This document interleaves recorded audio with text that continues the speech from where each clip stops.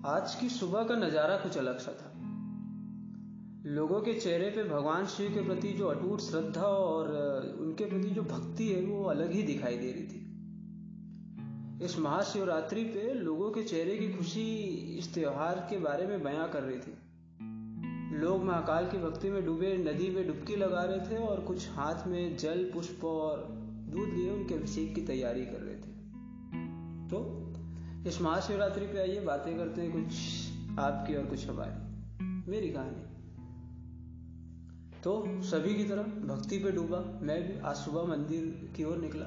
Mostly जाना नहीं होता, लेकिन आज ऐसा लगा कि महाशिवरात्रि भगवान शिव के दर्शन किए जाए। तो जब वहां पहुंचा, वहां का नज़ारा कुछ और सा था। वैसे ये श्रद्धा और जो भक्ति है उसका किस्सा बड़ा अनोखा सा होता है।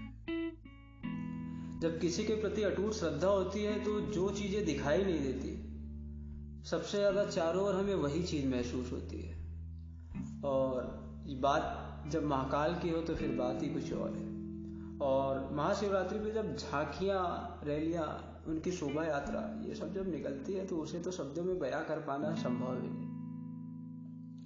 सड़कों पे जब ध्वजा लहराते हैं, उनकी भक्ति के गीत चलते हैं, ढोल बज रहे होते हैं, लोगों में खुशियां होती है, तो महाशिवरात्रि है, त्योहार है, बहुत अच्छी। हम आगे बढ़े, मंदिर की तरफ चले। जब मंदिर की तरफ चले तो वहां का नज़ारा बहुत अलग, बहुत भीड़, बहुत ज़्यादा भीड़। कुछ मंदिर के अंदर पूजा करने की तैयारी कर रहे, कुछ नदियों में डुबकियां लगा रहे, कहीं प्रसाद का वितरण हो रहा, बहुत सारे लोग पैदल चल रहे, मतलब लोगों में भक्ति उमड़ी हुई थी। हम आगे बढ़े और मैं भी आज जब मंदिर जा रहा था, सुबह जब घर से निकला, तो अपने साथ में ख्वाहिशों का, अपनी समस्याओं का, अपनी मांग का पिटारा लिए आगे बढ़ रहा था कि जब दर्शन करने जाएंगे, जैसा मोस्टली होता है, मंदिर जाना है, हाथ जोड़ना और भगवान से बहुत सारी चीजें मांगनी। तो जब मैं मंदिर की ओर आगे बढ़ा, मेरी बारी आई। लाइन में चलते चलते हम मंदिर की ओर आगे बढ़े तो उसी मंदिर की सीढ़ी पर एक आदमी था, थोड़ा सा चलने में असक्षम, पैर में थोड़ी सी तकलीफ, वो बैसाखी के सहारे धीरे धीरे ऊपर चढ़ रहा था। थोड़ा समय लग रहा था मुझे। बाहर का नज़ारा और बहुत सारे स्टॉल्स लगे हुए, कोई प्रसादी बेच रहा, कोई प्रसादी खरीद रहा, कोई फूल बेच रहा, कोई नारियल बेच रहा, लोग खरीद रहे, भगवान के प्रति बहुत सारी श्रद्धा, आगे बढ़ रहे थे। और वही जैसा बाकी जगह होता है, मंदिर के बाहर कुछ मांगने वाले और उससे कहीं ज़्यादा दानदार, देने वाले, दोनों की अपनी अपनी जगह थी। मैं अपनी बारी के बाद जब फाइनली मंदिर के अंदर पहुंचा, भगवान शिव को हाथ जोड़ा, नमन किया और बस बैठा कुछ देर किनारे पे और मन बड़ा शांत सा लग रहा था। और वैसे भी मंदिर जगह ही ऐसी है कि जहाँ जाने के बाद आप सारी चीज़ें भूल जाते हैं और मन जो होता है वो बिल्कुल शांत सा हो जाता है। मैं अपने चारों ओर चीज़ों को देख रहा था, महसूस कर रहा था। लोग आ रहे थे, हाथ जोड़ रहे थे, माथा टेक रहे थे, अच्छा लग रहा था, बहुत शांत सा लग रहा था।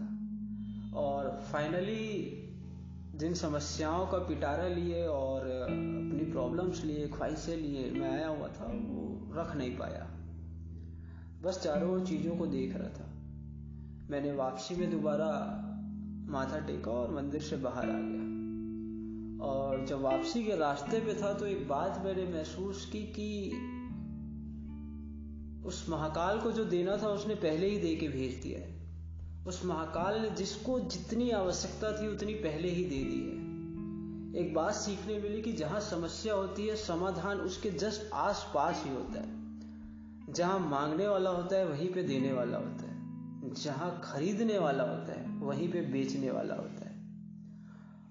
चीजें समझ आई कि हम समस्याओं में बहुत ज्यादा घिरे हुए हैं, लेकिन उसका समाधान कहीं ना कहीं आसपास।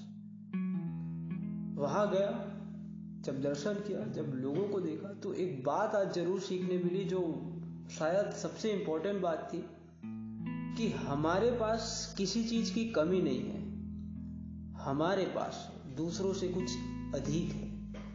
जिस दिन ये बात समझ आ जाएगी कि हमारे पास दूसरों से कुछ अधिक है, उस दिन आधी चिंताएं तो वैसे ही खत्म हो जानी है। तो आइए इस महाशिवरात्रि पे महाकाल को हाथ जोड़ के नमन करते हैं और ये खुशियां मनाते हैं।